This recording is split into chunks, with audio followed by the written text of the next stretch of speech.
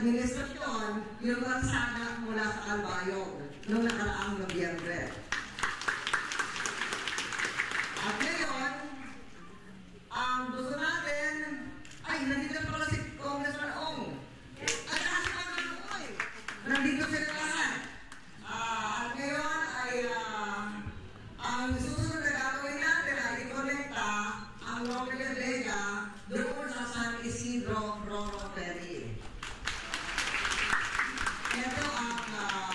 Ito ang proyekto na binigay na briefing ni Undersecretary Payagot kanina.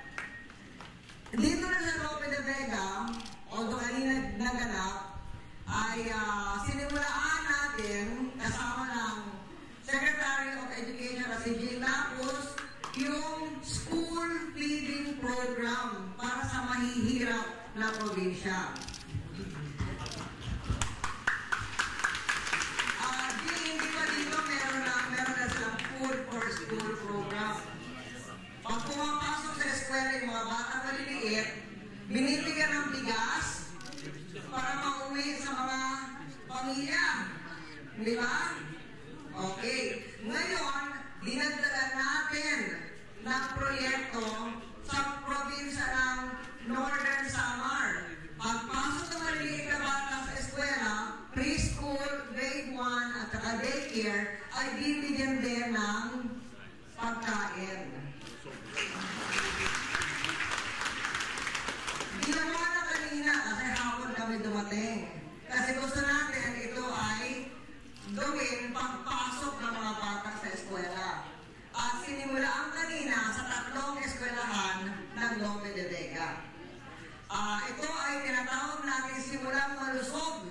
Kasi gusto natin, pagpasok ng mga bata maliliit, ay meron silang pagkain para sa kalusugan. At gusto rin natin, yung mga batang maliliit, ang makikinabang doon, kasi kung maganda ang nutrisyon nila, pagbalik pa sila, paglaki nila, malusog na ang kanilang kinabuhayan. Kaya, simulang malusog. Start of the day and start of their life.